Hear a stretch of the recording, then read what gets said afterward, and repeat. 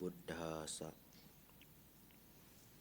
Namo tassa bhagavato arahato sama sambuddhasa.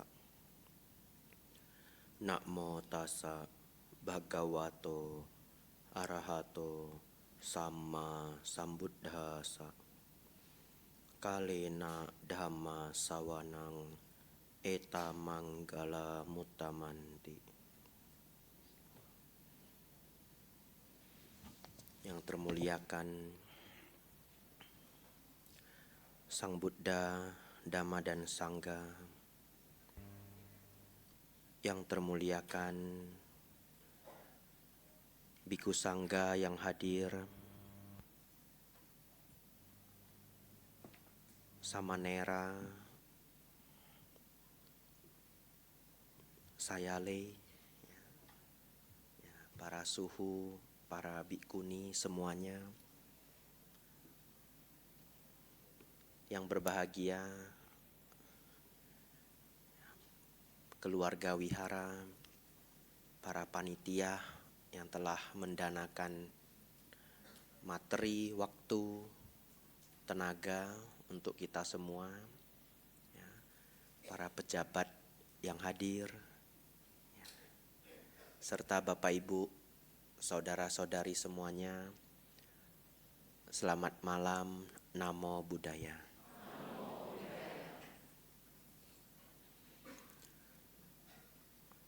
Bapak Ibu, saudara-saudari, luar biasa malam hari ini kita berkumpul merayakan Hari Raya Magha Puja, dan gedung ini begitu padat luar biasa ya. Jadi sungguh momen yang sangat baik. Lebih kurang setahun sekali saya diundang untuk mengisi dhamma di Wihara Dharma Sukha Pluit ya. Dan setahun sekali saya merasa sedikit seperti pejabat ya. Karena ada podiumnya ya. Ya. Tidak semua wihara ada podiumnya ya. Dan podiumnya sangat bagus dibuat. Bapak Ibu Saudara, saya punya waktu 1 jam. Kita akan belajar sangat banyak dalam 1 jam ini. Dan akhir-akhir ini saya menyadari Bapak Ibu Saudara, banyak umat Buddha yang senang mendengar ceramah saya di medsos. Dan banyak yang orang-orang tua, para senior ya. Jadi yang sudah bertemu, sudah menyampaikan cukup banyak yang umurnya di atas 65 ya. Dan sudah 4 orang, yang lain belum mendaftar ya, tapi sudah 4 orang memberi testimoni. Bante, terima kasih. Setiap malam saya nonton YouTube-nya Bante supaya bisa tidur gitu ya. Ya, saya ikut bahagia ya. Ya, karena orang tua itu bisa tidur aja itu udah sangat nyaman, betul ya? Ya, tapi ada juga yang izin, Bante boleh ndak saya dengar sambil tiduran, jadi saya bisa tidur gitu ya. Boleh ndak? Baik ya, mulai malam hari ini saya bolehin ya. Silakan dah, karena itu rekaman ya. Yang mendengarkan dharma rekaman, saya pikir ya sudahlah, ndak apa-apa.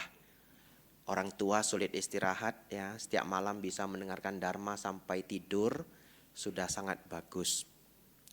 Ya bahkan umat Buddha dari jauh ya juga ikut mendengarkan. Lalu yang kedua, ini sangat menarik ya. Kemarin saya ketemu umat Buddha juga, umurnya sepertinya sudah hampir 80 ya. Nggak tahu hadir apa enggak ya. Ya kalau saya lihat sekilas seperti ini enggak terlalu nampak. Kemarin saya ngajar di perusahaan, karena perusahaan itu hari Jumat itu Jumatan, betul ya. Jadi mereka bisa dapat waktu 2 jam. Nah saya hadir. Lalu ibu itu hadir. Lalu ibu itu mengatakan, Bante, Bante mengajar itu seperti guru sekolah. Ya, saya sebenarnya nggak begitu ngeh ya. Iya ya, saya mengajar seperti guru sekolah ya. Tapi bagus ya, karena ibu itu hari ini saya buat pelajarannya semakin mirip guru sekolah ya. Jadi beneran ada catatannya. Nanti kita bahas ya. Yang ketiga, terakhir ya, mengenai para ibu-ibu senior.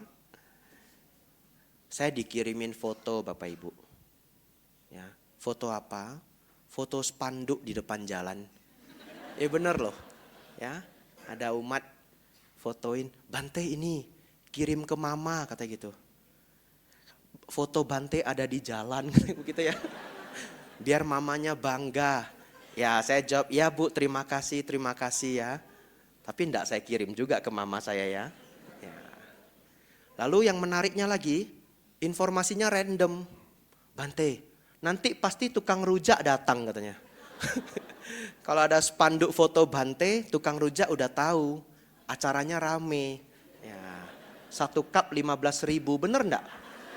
Anda cari nanti tukang rujaknya ya. Ya, saya sudah enggak boleh makan ya. Jadi semoga tukang rujaknya laris. Bapak Ibu Saudara, sekitar kita punya waktu 55 menit ke depan. Pelajaran hari ini benar-benar seperti guru sekolah. Anda siap-siap ya. Anda panggil kekuatan batin Anda yang dalam bahasa Pali disebut Yoniso Manasikara untuk mendengarkan Dharma. Ya, dalam konteks mendengarkan Dharma, kata Yoniso Manasikara ini punya berbagai konteks ya.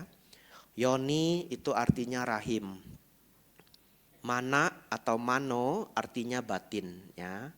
Kara itu artinya kerja ya. Kara, karya, kerja punya arti yang sama.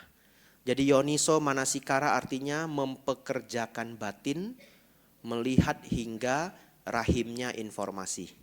Begitu ya. Ya, dalam bahasa Hokkiennya Tia Ho Ho ya. Ya, dengar dengan baik ya. Dan bagi yang bosan nanti, Anda kalau nanti ada yang bosan, Anda harus paksa otak Anda 2 kali lebih serius. Kenapa? Mungkin Anda sudah terlalu sering menonton video TikTok ya. Ya, TikTok itu namanya short videos. Dan itu sangat ngeboost dopamin otak kita.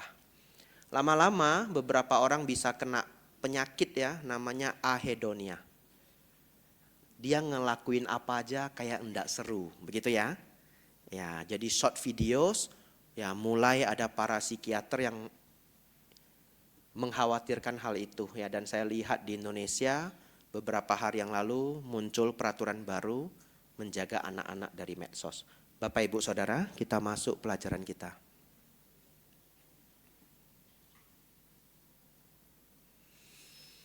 Sang Buddha, Bapak Ibu Saudara, setelah mencapai pencerahan, beliau mendatangi 5 pertapa. Setuju? 5 pertapa ini punya keyakinan. Kalau badan ini disakiti, batin bisa jadi bersih. Begitu ya.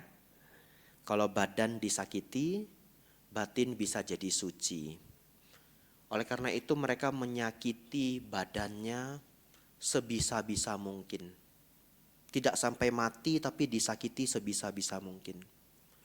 Sesungguhnya, uniknya, bahkan sampai hari ini, kalau orang tidak belajar Dharma dengan baik, dia masih bisa terperangkap pemikiran ini. Terus terang. Misalkan, dia berpikir bahwa, kalau saya bisa hendak makan, selewat tengah hari bagus, seperti para biku dia laksanakan. Betul?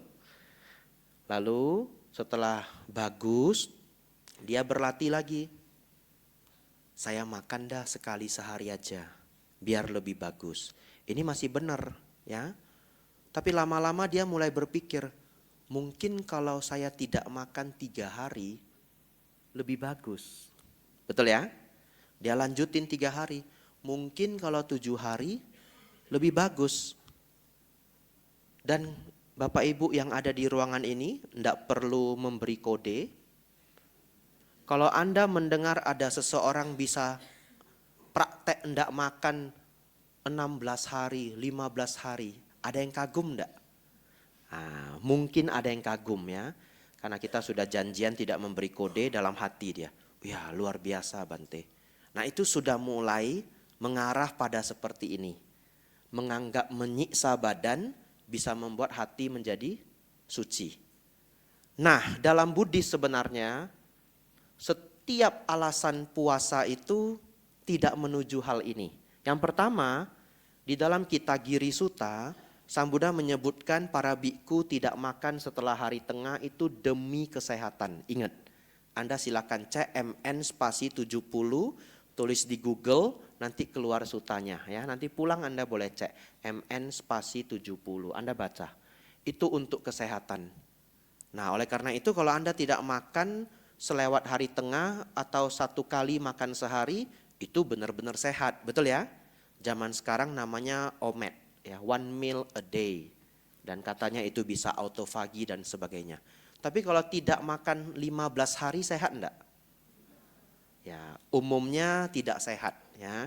Terkecuali dalam pengawasan dokter. Anda mau long fasting gitu, dalam pengawasan dokter.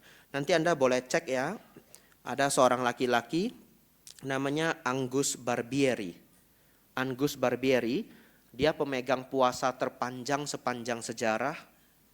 Dia tidak makan 382 hari. Ya, ini beneran ya. Zaman sekarang ada Google, Anda bisa masukin ya, Angus Barbieri. Jadi selama 382 hari, dia hanya mengonsumsi teh, kopi, air putih, dan vitamin. Dan dia turun berat badannya 214 kilo menjadi 80 kilo. Di bawah pengawasan dokter yang ketat. Ya, jadi selain riset, eksperimen, dia juga apa boleh buat karena dia udah terlalu gemuk ya. Kalau dia tidak melakukan ini, umurnya tinggal sangat singkat. Dan dia menyelesaikan itu. Jadi kalau seseorang ingin puasa panjang boleh, tapi alasannya adalah kesehatan. Dalam Buddhis ya tidak ada alasan. Semakin lama dia merusak badannya, menyakiti badannya, dia menjadi semakin suci. Bapak Ibu Saudara, kemudian Sang Buddha datang. Permasalahannya adalah ngeyakini orang yang sudah punya keyakinan yang sangat lama itu sangat sulit. Setuju? Betul ya? Karena bagi dia itu yang bagus, itu yang benar. Tapi dengan segenap cara, dengan kepiawaian Sang Buddha mengajar, 5 pertapa ini akhirnya menyadari bahwa mereka, ya silahkan ya. 5 pertapa akhirnya menyadari oh yang benar seperti ini. Sang Buddha mengajarkan Dhammacakka Pavattana Sutta dan Anatta Lakkhana Sutta. Bapak Ibu Saudara, 5 pertapa ini bernama Bante Kondanya, Bante Wapa, Bante Baddia, Bante Mahanama, dan Bante Asaji. Ya, yang senang boleh menghafal ya, disebut dengan Panca Wagia Bhikkhu, 5 pertapa penyiksa diri. Bapak Ibu Saudara,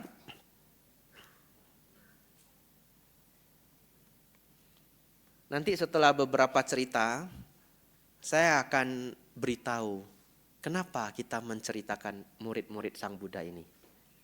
Satu ketika Bapak Ibu, saya perjalanan dari Makassar ke Bone. Bone, dari Makassar ke Bone itu 4 jam. Di tengah perjalanan, umatnya bertanya, Bante, kemarin ada anak kecil umur 7 tahun. Dia nanya, Tuhan kita yang mana? Begitu ya. Dalam agama Buddha, menjelaskan ketuhanan dalam agama Buddha itu tidak serta-merta gampang. Kalau Anda penasaran dengan topik ini, nanti pulang, Anda cari judul videonya Ketuhanan dalam Agama Buddha, cari rekaman Pak Cornelis Wawor. Itu lengkap sekali. Ya, saya sangat beruntung, saya pernah ikut pelajaran itu di Bekasi ketika beliau masih hidup. Ya, tapi beruntung ada rekamannya. Setelah Anda mendengarkan rekaman itu, akan dijelaskan bahwa ketuhanan dalam agama Buddha adalah pencapaian nibbana. Tetapi kita ingin menjelaskan itu ke anak umur 7 tahun itu tidak gampang, betul ya? Ya, menjelaskan Nibbana ke anak umur 7 tahun aja sulit. Jadi, singkat cerita, pertanyaan anak ini sulit dijawab pada kebaktian sebelumnya. Dan itu sudah berjarak beberapa minggu dari kehadiran saya. Lalu akhirnya ditanyakan ke saya. Saya menjawab dengan sangat jelas. Nanti Bapak Ibu Saudara boleh tiru jawaban ini kalau ada anak kecil yang bertanya. Nah,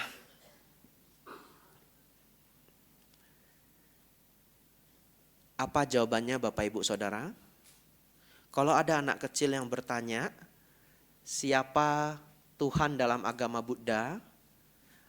Anda beritahu saja, Tuhan dalam agama Buddha adalah Sang Buddha.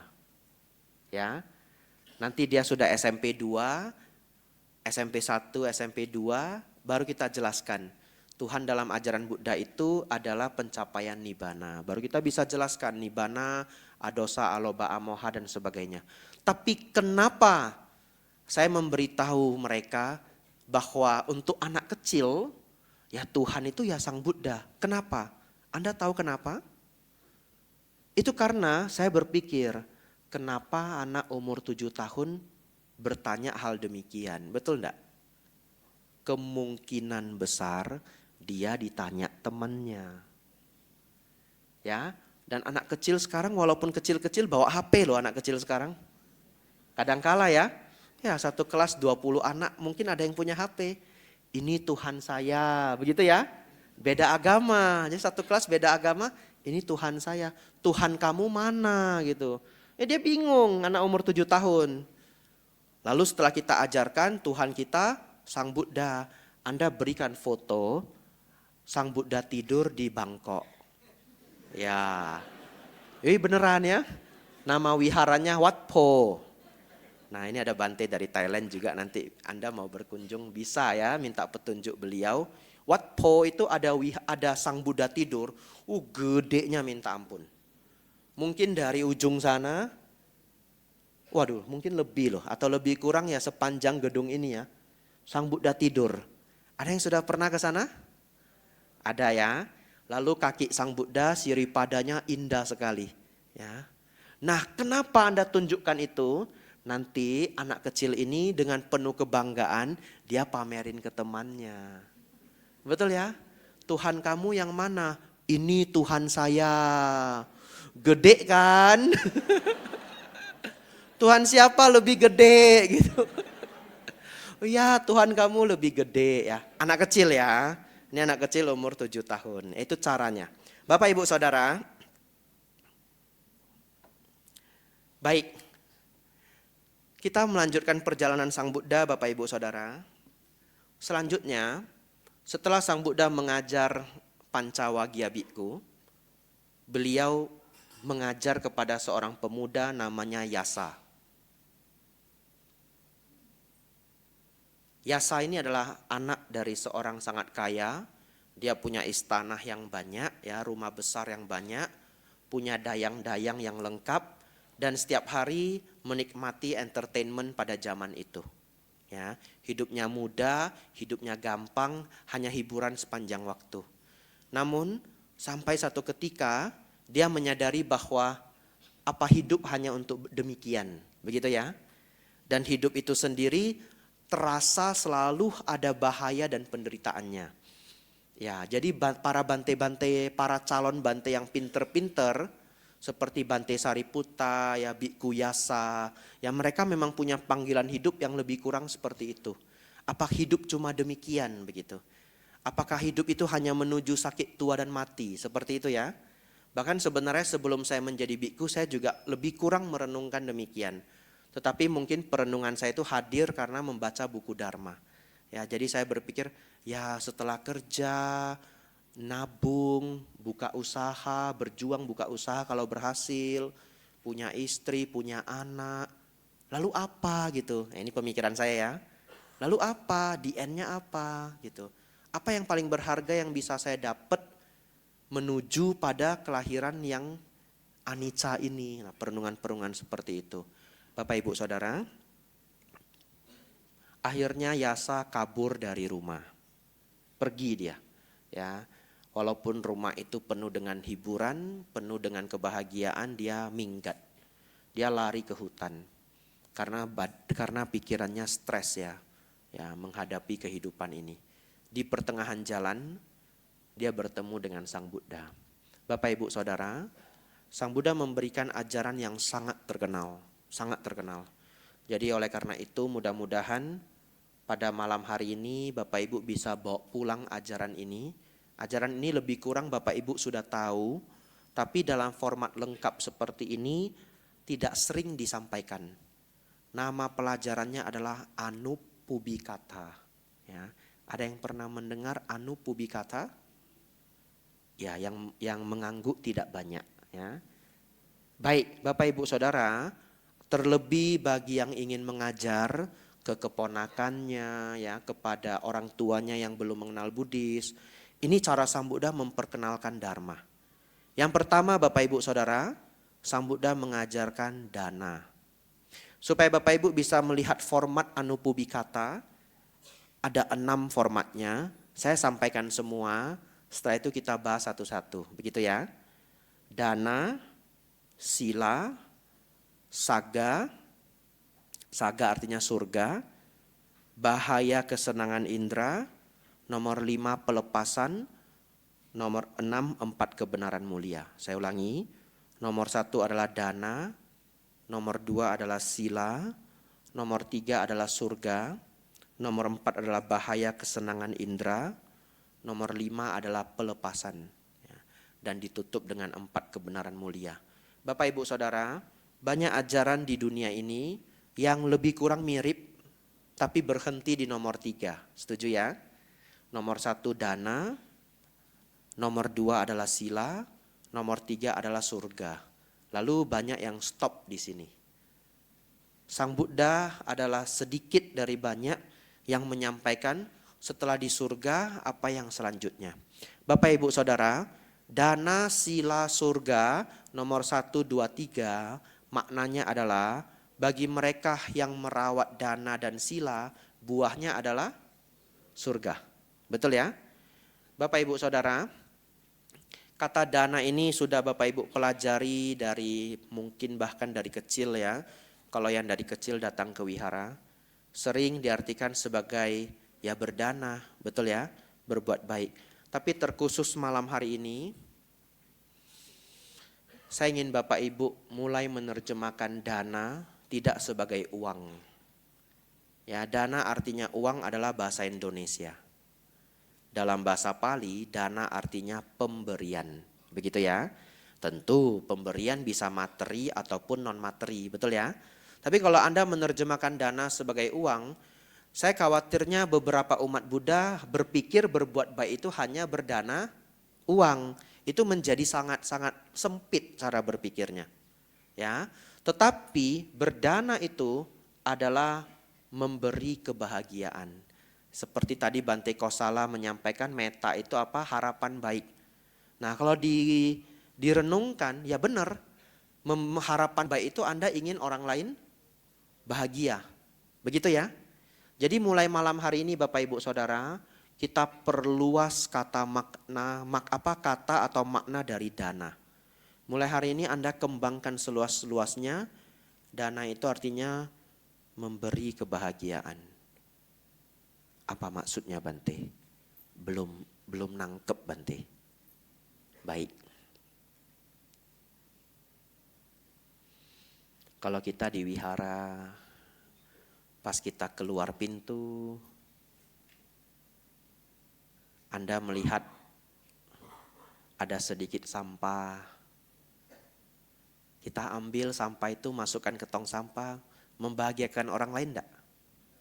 Simple ya. Ya kalau banyak jangan, kalau banyak ya panggil petugasnya. Iya toh? Kalau banyak ya jangan, kecuali Anda punya waktu luang mau ngambil sapu, menyapu wihara, kalau wihara itu mengizinkan ya boleh. Ada beberapa wihara tidak mengizinkan karena sudah ada petugasnya, begitu ya. Lalu kalau kita masuk ke kamar mandi, Sebelum kita keluar kita cek dulu udah benar-benar bersih belum. Begitu ya.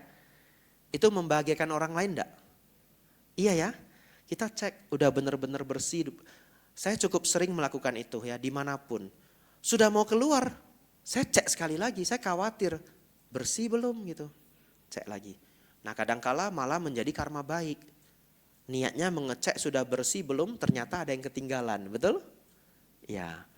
Dengan seperti itu Bapak Ibu Saudara, misalkan orang rumah, dia sedang panas, bukan panas dalam ya, sedang emosi. Lalu Anda ingin berdana, gimana caranya? Kalau ada orang rumah kita sedang emosi, kita jangan nambahin emosi dia lagi, betul ya? Itu namanya berbuat baik. Ya dia emosi, ya kita mengalah, kita menghindar. Tapi ada orang yang tidak punya konsep ini, orang rumahnya emosi, dia bagaimana? Tambahin emosinya. Ya.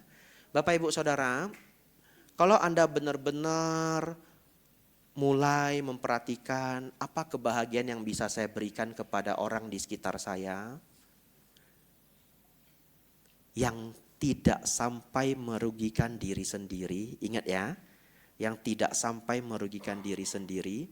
Kalau bahasa Bante Utamo itu jangan jadi orang bodoh baik hati, ya saking baiknya ibarat kata diinjek orang, enggak seperti itu ya.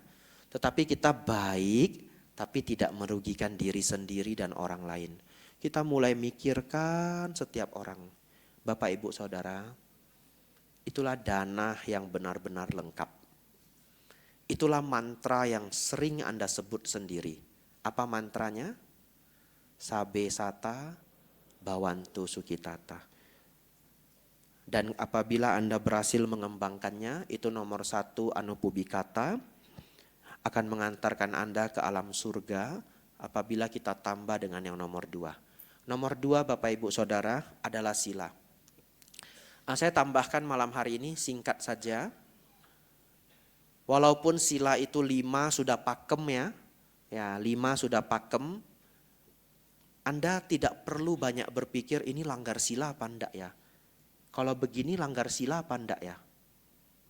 Simpelnya, jangan nyakitin makhluk lain. Betul ya? Selain dari 5 sila yang sudah kita hafal, Anda juga punya konsep hidup, jangan nyakitin makhluk lain. Misalkan, kita sudah marah ini, wajahnya udah merah Bapak Ibu. Kalau dikeluarkan puas enggak? Wah, untung yang menjawab cuma sedikit ya. Ya, ada yang mengatakan puas. Ya betul, secara psikologis ada kepuasan. Tapi nyakitin orang enggak Bapak Ibu? Nyakitin ya? Ya, memang tidak ada sih spesifik di sila ya. Bahwa ada sila di mana marah jangan dikeluarkan atau apa. Tapi sebenarnya ada loh di musawada tidak berkata kasar ya. Nah kalau tidak berkata kasar itu masih cukup spesifik. Tapi sebenarnya kadang kata-kata kita tidak terlalu kasar tapi volumenya yang kasar. Ada enggak yang bisa tersakiti? Ada ya. Bapak Ibu Saudara, malam hari ini saya yakin ya semua yang duduk, yang hadir di sini saya yakin silanya pada bagus-bagus semua. Ya, itu keyakinan saya. Ya, Bapak Ibu adalah calon-calon dewa dan dewi. Ya, sadu-sadu ya. Ya. Dewa, dewi artinya penghuni surga.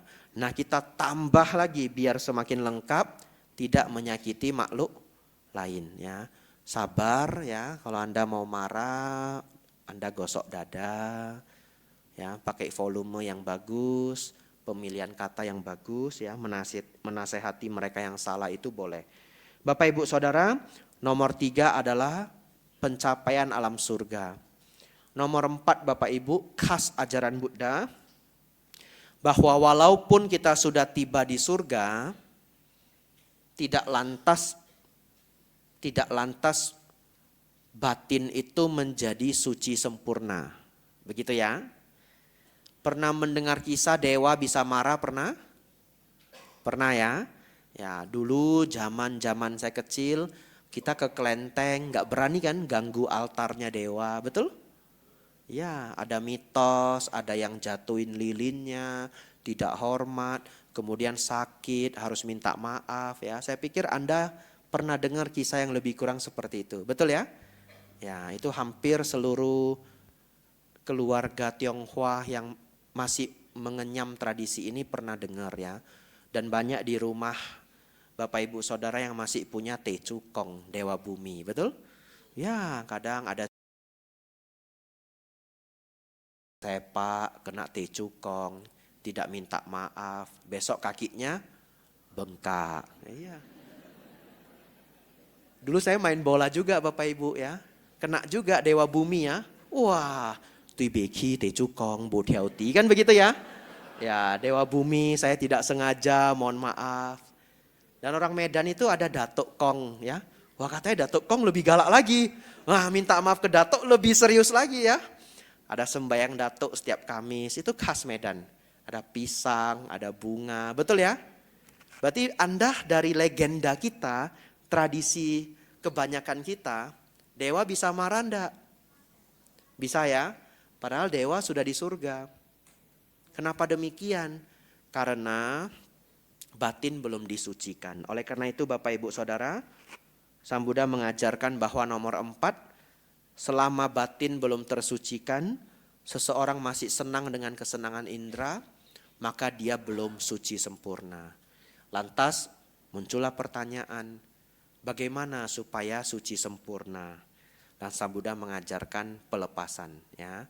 Nah, dalam cara atau penjelasan yang lebih sederhana, para Bante sudah sering memberikan format pelajaran ini, namanya dana, sila, samadhi, panya. Tapi untuk Bapak Ibu Saudara yang di rumah, kalau Anda ingin berlatih nomor 4 dan nomor 5, nomor 4 adalah bahaya kesenangan indera, nomor 5 adalah pelepasan.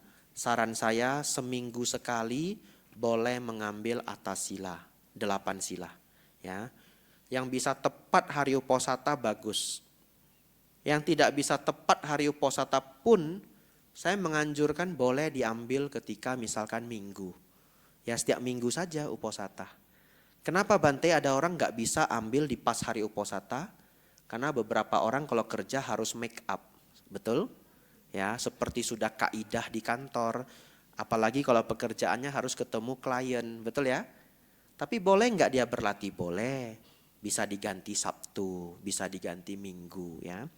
Di hari itu selain atas sila, tidak makan selewat hari tengah ya, tidak boleh entertainment di hari itu. Jadi di hari itu ya tidak main game, tidak dengar musik ya. Tapi juga bukan menunggu waktu lewat begitu saja, bukan ya. Karena saya pernah ketemu umat yang unik. Bante atas sila gampang Bante. Hah, gampang. Bagaimana caranya? Kan terakhir makan jam 12 siang. Jadi sebelum jam 12 siang saya makan sebanyak-banyaknya Bante. Jadi saya makan aja sebanyak-banyaknya. Nanti sebentar lagi saya ngantuk, saya tidur katanya. Ya toh?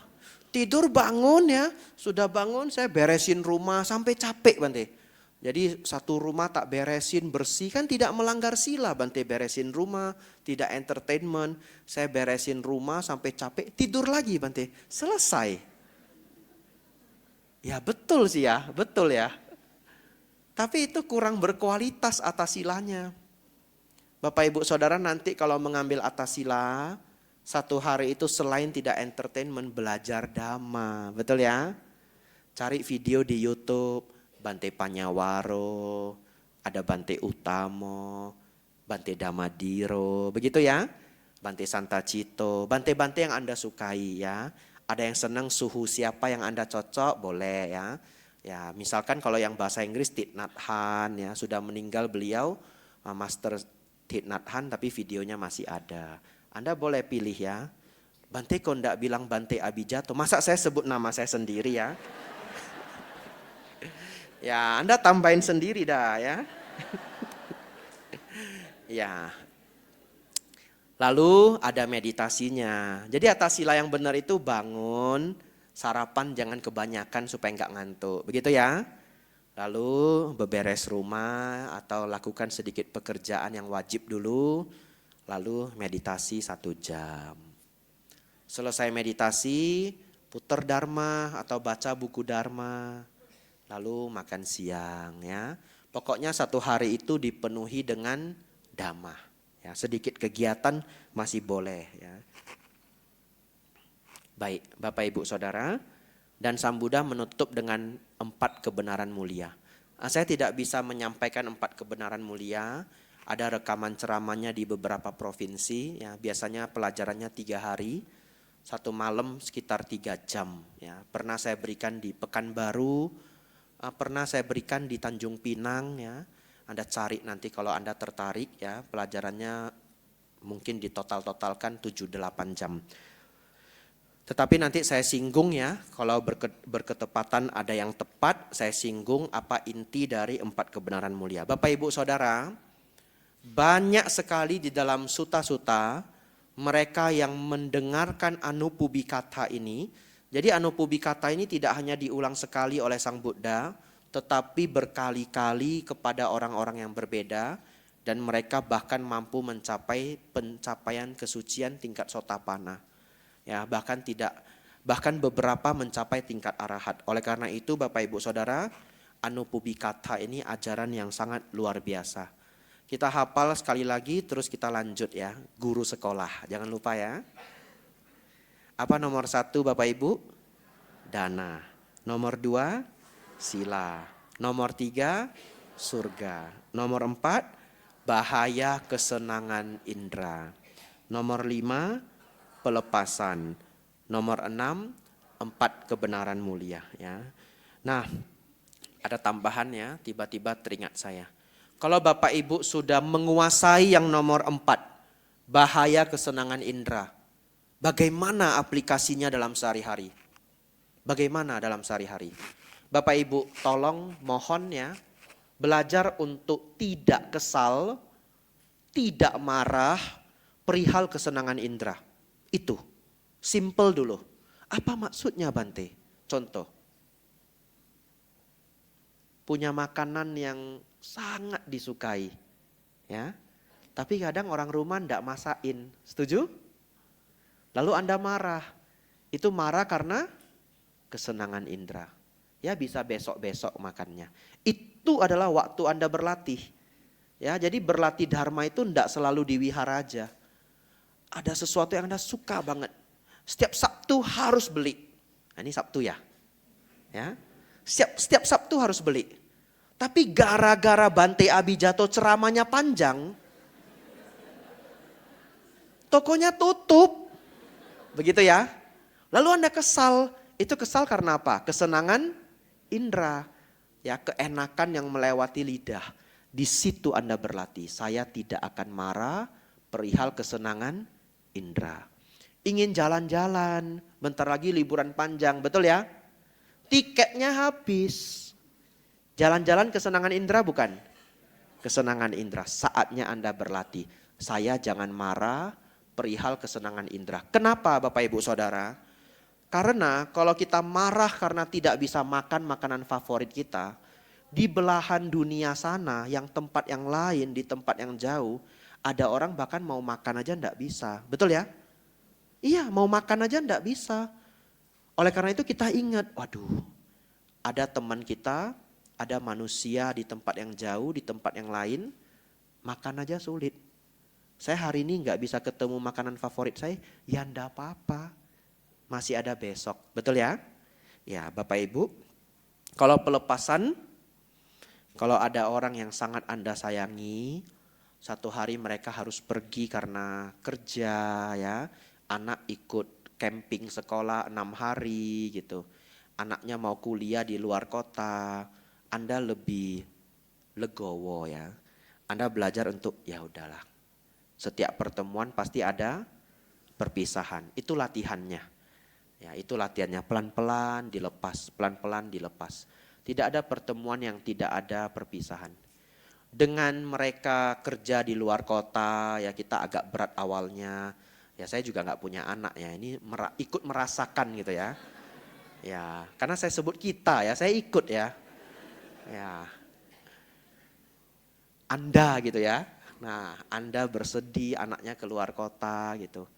Ya, kalau itu adalah hal yang tidak bisa dicegah, ambil itu sebagai latihan ya. Ada pertemuan, ada perpisahan. Bapak Ibu Saudara,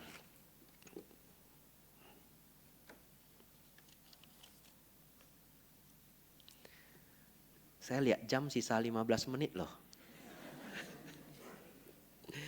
Ya. Sisa 15 menit, jadi saya usahakan semuanya kelar ya dalam 15 menit sampai 20 menit terakhir ini. Bante, kalau Bante ketemu umat yang baru ketemu, bagaimana Bante tahu apa yang harus diajarkan? Ngerti maksudnya? Ya. Kalau umat tiba-tiba datang, kan saya enggak tahu dia belajar dharmanya sudah sejauh apa. Tapi langkah pertama yang pasti saya tanyakan adalah perihal hukum karma. Umat Buddha tidak boleh miss, tidak boleh melewati, tidak boleh terlewatkan ajaran hukum karma. Hukum karma itu sederhana Bapak Ibu. Tetapi pemahaman yang mendalamnya itu harus lengkap. Hukum karma apa Bapak Ibu? Kalau berbuat baik berbuah kebahagiaan. Berbuat jahat berbuah penderitaan. Selesai. Ya. Berbuat baik berbuah kebahagiaan. Berbuat jahat berbuah penderitaan. Selesai. Tapi kelengkapannya banyak. Misalkan kita paham bahwa karma itu tidak bisa pindah ke orang lain. Setiap orang bertanggung jawab terhadap karmanya sendiri-sendiri. Ini harus dijelaskan. Tetapi untuk malam hari ini dengan waktu yang sudah tidak terlalu banyak, saya ingin menegaskan satu hal. Tidak ada dalam suta-suta, tidak ada dalam kitab suci, ada sesuatu yang bisa mengintervensi hukum karma. Apa maksudnya? Misalkan Anda percaya ada benda bertuah. Kalau sudah dimiliki kita bisa kaya. Begitu ya? Berarti benda ini lebih kuat dari hukum karma, setuju? Mulai malam hari ini, Bapak Ibu, mulailah menggeser pemikiran itu. Ya, tidak ada benda bertuah apapun yang bisa mengintervensi hukum karma. Kalau saya ingin bahagia dalam hidup saya, termasuk kesuksesan, kesejahteraan, keluarga harmonis dan sebagainya, maka caranya apa Bapak Ibu? Kerjakan sebab-sebabnya dan banyak berbuat baik. Kalau kita tidak belajar Bapak Ibu, sama sekali tidak mau belajar. Kita bawa benda bertuah, bisa enggak ujiannya lulus? Enggak bisa. Kalau ujiannya benar, serius. Ya, kalau ujiannya benar, Anda cobalah bawa barang bertuah, apapun itu, sesakti apapun itu. Coba ikut ujian IELTS. Coba, ya. Coba ikut ujian IELTS. Tahu ujian IELTS ya, bahasa Inggris ya, mirip TOEFL. Ya, kalau TOEFL dari Amerika, kalau IELTS kalau nggak salah dari Inggris. Nah, kalau Anda mampu, Anda bisa bahasa Inggrisnya. Can you speak English? Yes, no, yes, no.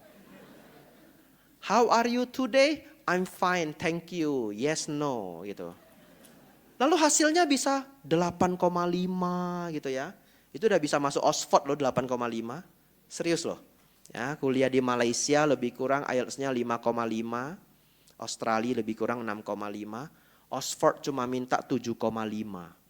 Ini orang pakai benda bertuah Bapak Ibu. Nggak bisa Inggris dia. Pergi ujian. Berapa nilainya Bapak Ibu? 0 ya. Ya, nggak akan bisa. Itu bisa kalau bisa nyontek ya. Kalau bisa nyontek Anda masih bisa selamat. Ujian IELTS nggak bisa nyontek. Oleh karena itu Bapak Ibu Saudara, walaupun mungkin tidak mudah bagi setiap orang, Tapi malam hari ini saya punya misi, Dharma adalah yang tertinggi, begitu ya. Dan Dharma itu didasari dengan pemahaman hukum karma. Nanti Bapak Ibu pulang boleh renungkan sendiri. Kalau seorang umat Buddha, pemahaman hukum karmanya tidak lengkap, atau kepercayaannya terhadap hukum karma bahkan tidak ada, ajaran Buddha runtuh semua. Semua. Runtuh semua. Kenapa kita merawat sila Bapak Ibu? Karena ada hukum karma. Kenapa kita berbuat baik? Karena ada hukum karma. Bahkan kenapa saya menjadi biku? Ya karena ada hukum karma. Apa yang saya perbuat akan berbuah. Bapak Ibu Saudara, dari tadi saya menceritakan Pancawagya Biku, kemudian pemuda wasa. Apa alasannya? Karena pada hari raya Maga Puja hadir 1.250 orang arahat. Begitu ya. Nah itu terjadi hanya sekitar 1 tahunan setelah Sang Buddha mencapai kebudaan. Oleh karena itu saya track ya, siapa-siapa saja murid Sang Buddha, orang-orang yang bertemu Sang Buddha sebelum kegiatan maga ini terjadi. Jadi kemungkinan para bante-bante ini hadir. Ya. Yasa setelah 2 kali mendengarkan Anupubikata, beliau mencapai tingkat arahat. Lalu Bante Yasa mengundang teman-temannya, total semuanya 60 orang, mendatangi Sang Buddha, belajar dengan Sang Buddha, akhirnya ke-60 orang ini semuanya mencapai arahat. Ya. Dan 60 orang ini terkenal dengan Dhammaduta yang pertama. Karena setelah 60 Bante arahat ini terkumpul, Sang Buddha mengatakan, menyebarlah demi kasih sayang kepada semua makhluk. Jadi para Bante ini mulai menyebar, mengajarkan Dharma. Baru 65 orang, begitu ya. Kita harus menuju berapa? 1.250. Beruntung ada yang ramai, namanya 1.000 pertapa api. Ya, Bapak Ibu Saudara, kemudian Sang Buddha pergi bertemu dengan 1.000 pertapa api, namanya Pertapa Jatila, dipimpin oleh 3 bersaudara Bapak Ibu Saudara, Uruwela Kasapa, Gaya Kasapa, Nadi Kasapa. Bapak Ibu Saudara, Sang Buddha sengaja tinggal dengan mereka, meminta izin untuk tinggal di tempat mereka berwasa selama 3 bulan. Dan akhirnya Sang Buddha bisa tinggal di sana. Ya, sepanjang 3 bulan, ya, silahkan ya. Baik, kita lanjutkan ya. Sepanjang 3 bulan Bapak Ibu Saudara, beliau menunjukkan banyak hal yang luar biasa, tetapi Pertapa Uruwela Kasapa ini berpikir dirinya adalah arahat. Saya ulangi, dia berpikir dirinya adalah seorang arahat, dan Buddha Gotama yang di depan dia ini bukanlah seorang arahat. Tetapi uniknya, Sang Buddha sudah memperlihatkan begitu banyak hal yang luar biasa. Apa saja Bante? Yang pertama, tempat yang sangat angker. Ya, di sana tinggal seorang dewa naga yang galak. Beliau ingin menumpang tidur di sana. Tidak diizinkan sampai 3 kali, beliau tetap kekeh ingin tinggal di sana. Akhirnya dipersilakan oleh para pertapa api. Beliau tinggal di sana dan tidak terjadi apa-apa, malahan naganya itu yang menyerah. Lalu setiap malam Bapak Ibu Saudara, kuti tempat Sang Buddha beristirahat itu dipenuhi cahaya yang terang. Dipenuhi cahaya yang sangat terang. Lalu besoknya Uruwela Kasapa akan bertanya, Pertapa, kenapa kemarin seluruh kawasan di kuti Anda bercahaya? Siapakah yang datang? Sang Buddha mengatakan, oh kemarin ada 4 raja dewa datang mendengarkan Dharma. Ya, 4 raja dewa itu surga tingkat pertama. Besoknya lebih terang lagi. Besoknya lebih terang lagi. Setiap hari Bapak Ibu Saudara, Dewa yang turun mendengarkan Dharma Sang Buddha, karena Sang Buddha mengajarkan Dharma kepada para dewa setiap jam 2 pagi Bapak Ibu. Ya. Jadi kalau jam 2 pagi Bapak Ibu melihat kuti saya terang, ya, artinya saya tidak bisa tidur ya. Ya saya bukan Sang Buddha ya. Ya, atau mungkin ya saya mengajarkan Dharma via Zoom online ya. Untuk sahabat kita yang di Amerika atau di Eropa, tapi jarang. Setiap ada permintaan online di Eropa, mereka juga ngatur bantenya itu ya jam 5 sore. Ya, merekanya yang susah gitu, bukan bikunya yang susah. Ya, jadi Bapak Ibu Saudara, akhirnya bahkan para Brahma turun belajar dengan Sang Buddha. Satu ketika banjir di semua kawasan itu, namun kawasan Sang Buddha tidak banjir. Begitu banyak keajaiban, tetapi Uruvela Kasapa selalu berkata begini. Sungguh luar biasa petapa Gotama, sungguh luar biasa. Tapi sayang, dia bukan arahat seperti diriku. Selalu dia ulang seperti itu. Ya. Sampai akhirnya Bapak Ibu Saudara, sudah 3 bulan tinggal bersama. Satu ketika mereka mengajak Sang Buddha berpindah patah. Sang Buddha mengiyakan. Kemudian Sang Buddha katakan, silakan jalan dulu Pertapa Kasapa, silakan jalan dulu. Kemudian mereka pindah patah, jalan ke tempat yang jauh. Tapi sebegitu tiba Bapak Ibu Saudara, Sang Buddha sudah duduk. Ini scene yang sangat terkenal ya. Jadi umat Buddha harus tahu ini. Ya, ini scene yang sangat terkenal. Sang Buddha sudah duduk menunggu mereka. Ini kebetulan ada bunga ya. Nggak berani saya cabut ya. Sambil memegang setangkai bunga. Tapi bunga itu tidak pernah dilihat siapapun. Enggak ada jenis bunga itu di tempat itu. Jadi dari jauh Uruvela Kasapa mendekat. Dia sudah, Pertapa Gotama sudah sampai. Bunga apa itu yang dipegang? Saking penasarannya Bapak Ibu, Pertapa Kasapa bertanya. Guru Gotama, dia panggilnya bukan guru, Samana. Karena dia anggap siapa lebih tinggi? Dirinya ya. Samana Gotama, bunga apa yang kamu pegang? Oh, ini bunga dari surga. Tadi saya berkunjung sebentar ke surga. Begitu ya? Ya, jadi kalau Bapak Ibu nanti ada kegiatan, jalan dulu. Ya, silakan jalan dulu. Nanti saya nyusul ya. Ya, saya tidak bawa apa-apa Bapak Ibu ya. Saya bukan Buddha ya. Bapak Ibu Saudara, tapi di kala itu Uruvela Kasapa masih sama. Apa dalam kata hatinya?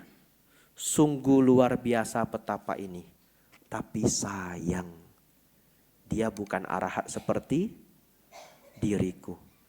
Tapi saat itu Bapak Ibu sudah 3 bulan ya. Sang Buddha terpaksa harus dengan to the point. Terpaksa. Beliau mengatakan, Pertapa Kasapa, dirimu bukan arahat. Dan apa yang kamu praktikkan pun tidak membawa pada kearahataan. Itu seperti tamparan yang luar biasa keras dalam dirinya Bapak Ibu. Tapi dia flashback semua yang terjadi selama 3 bulan. Akhirnya dia mau luluh. Iya. Sepertinya saya bukan arahat. Ya. Sebegitu dia mau luluh, dia bertanya, lantas bagaimana agar saya bisa mencapai arahat?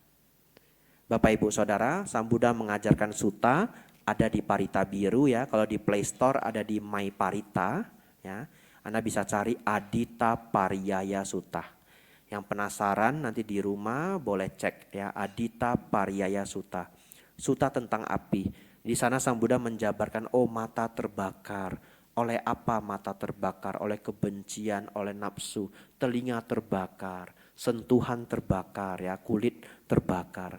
Terbakar oleh apa? Terbakar oleh kotoran batin. Pertanyaannya Bapak Ibu, kenapa mengajarkan terbakar-terbakar? Karena mereka adalah pemuja api. Ya, mereka pemuja api, apinya api suci Bapak Ibu, tidak boleh padam sepanjang waktu. Ya, dijaga terus, tidak boleh padam.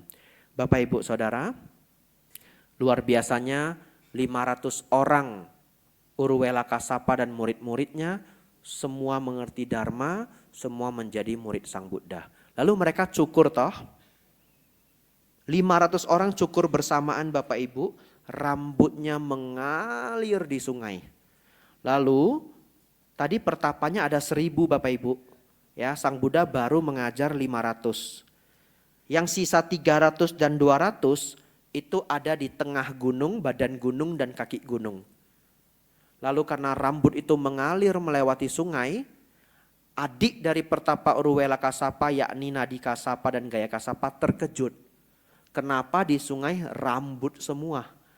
Mereka berpikir saudara-saudaranya sudah terbunuh. Mereka secepat-cepatnya naik ke atas gunung. Begitu tiba terkejut. Ya, kakak pertama dan murid-muridnya semua sudah pelontos. Tahu pelontos? Gundul ya. Ya, semua sudah pelontos. Lalu adiknya bertanya. Celekak hoa. Celekak hoa gitu ya. Pakai Hokkien ya. Biar dramatis Bapak Ibu ya. Tenang, saya terjemahkan ya. Ini lebih baik ya. Yang ini lebih baik. Lalu kokonya menjawab, tiuk, celekak ho. Ya. Ini lebih baik. Ini lebih baik. Lalu murid-muridnya, adik-adik dan murid-muridnya semua menjadi biku di bawah binaan Sang Buddha. Bapak Ibu Saudara, di zaman Sang Buddha banyak yang bernama Kasapa ya. Jadi jangan disamain ya. Kasapa itu nama yang sangat populer di zaman Buddha. Ya mungkin kalau di Indonesia seperti Anto gitu ya. Budi itu rame. Jadi nanti Anda mendengar cerita Mahakasapa jangan terbalik. Lalu nama Upali itu juga banyak ya. Itu juga nama favorit. Bapak Ibu Saudara. Terakhir, selain pemuda Yasa, Pancawagya Bhikkhu, 1000 pertapa Jatila, ternyata Bante Sariputa dan Moggallana juga bertemu Sang Buddha sebelum masa event Magga ini. Ya. Tetapi saya berpikir yang berkumpul di dalam perayaan Magga ini semuanya lengkap 6 abinya. Dan Bante Sariputa tidak lengkap 6 abinya. Jadi mungkin yang hadir adalah Bante Moggallana. Bapak Ibu kalau tidak kenal, ini 5 menit terakhir Anda fokus. Bante Sariputa, Bante Moggallana itu adalah yang selama ini ada di sini. Ya, sebelah kanan dan sebelah kiri. Ini 2 orang yang berbeda Bapak Ibu. Sebelah kanan Bante Sariputa, sebelah kiri Bante, sebelah tengah Bante. Ya, waduh. Sepertinya saya nanti dipanggil sangga ini ya setelah ini ya. Harus ditegur ini saya ya. Ya, saya tidak menyamakan diri Bapak Ibu ya. Supaya lucu saja ya. Nggak level saya, makanya saya turun. Nah, kan lebih rendah. Tapi kalau Bapak Ibu berpikir, Bante kok wajahnya sama. Begitu ya. Maaf ya, ini cetakan untuk massal ya. Ya, Anda kalau ke Thailand, Anda datang ke toko Buddha, ke toko Rupang ya, toko Arca. Gak boleh lo ngomong mau beli Rupang. Ya, kalau ke Thailand bukan ngomong mau beli Rupang. Ngomongnya mau sewa. Mereka gak berani jual. Ya, jadi kalau ngomong dalam bahasa Thai, saya mau sewa Arca. Nah, mau Arca apa? Sariputa, Moggallana, Prasaribut, Bante Sariputa. Nanti Anda dibawa ke gudang belakang, sama semua modelnya. Ya, wajah sama, padahal beliau tidak kembar ya. Lebih uniknya lagi, kiri kanan sama Bapak Ibu ya. Ini beneran satu cetakan ini. Ini pabriknya mau gampang. Ya, Bapak Ibu Saudara, Bante Moggallana, Bante Sariputa sebelah kanan terkenal sebagai murid Sang Buddha yang paling bijaksana. Dan sebelah kiri adalah murid Sang Buddha yang paling sakti. Pertemuan mereka adalah Bapak Ibu Saudara. Ini 5 menit terakhir ya. Jadi saya potong lagi ceritanya. Ya. Singkat cerita Bante Sariputa bertemu Bante Asaji. Melihat Bante Asaji berpindah patah sungguh anggun. Ya, lewat begitu sungguh anggun. Dia mengikuti Bante Asaji. Dan akhirnya tahu bahwa Bante Asaji adalah murid Sang Buddha. Bapak Ibu Saudara-saudari, setelah mendapatkan nama Guru Buddha Gotama, Bante Sariputa mengajak sahabat karibnya Bante Moggallana datang mendatangi Sang Buddha. Dan ini adalah satu scene favorit saya ya di dalam kisah hidup Sang Buddha. Ini sangat menarik bagi saya. Ketika Bante Sariputa dan Bante Moggallana itu datang dari jauh, Sang Buddha belum pernah kenal mereka. Sang Buddha sudah bilang, kelak mereka adalah murid utama saya. Luar biasa ya, belum ketemu, masih dari jauh. Nah ini mau kuncang ya. Ya, bulu kuduk goosebumps ya. Ya, kedua guru datang, murid beliau datang, kelak mereka adalah murid utama saya. Jadi saya pikir Bapak Ibu Saudara-saudari, Anda yang mengikuti dari awal sampai habis sungguh luar biasa. Mulai hari ini setiap Anda datang ke Wihara Dharma Sukha Pluit, Anda sudah tahu ada 3 guru di depan kita. Sang Buddha, Bante Sariputa, Bante Moggallana. Bapak Ibu Saudara, semua nama yang baru saya sebut dan juga sahabat-sahabatnya, totalnya adalah 1066 orang. Ya, kalau Anda mau mengikutkan Bante Sariputa jadi 1067. Masih ada 184 bante yang kita tidak tahu siapa. Kemungkinan besar para bante yang saya ceritakan kisah-kisahnya malam hari ini, mereka-mereka lah yang hadir tanpa diundang. 1250 arahat. Semoga setiap tahun Bapak Ibu mengikuti Maga Puja dimanapun, Bapak Ibu bisa mengenang ini. 1000 pertapa api, grup para bante Kasapa bersaudara. Bante Yasa dan 60 temannya. Bante Sariputa, Bante Moggallana. Pancawagya Bhikkhu, 5 pertapa penyiksa diri. Sungguh luar biasa ya, saya melihat Anda ikut sampai habis ya. Anumodana, saya ucapkan selamat Hari Raya Maga Puja. Semoga apa yang kita pelajari malam ini menambah keyakinan dan kebijaksanaan kita semua. Sabe sata bawantu sukitata. Semoga semua makhluk hidup berbahagia. Sadu, sadu, sadu.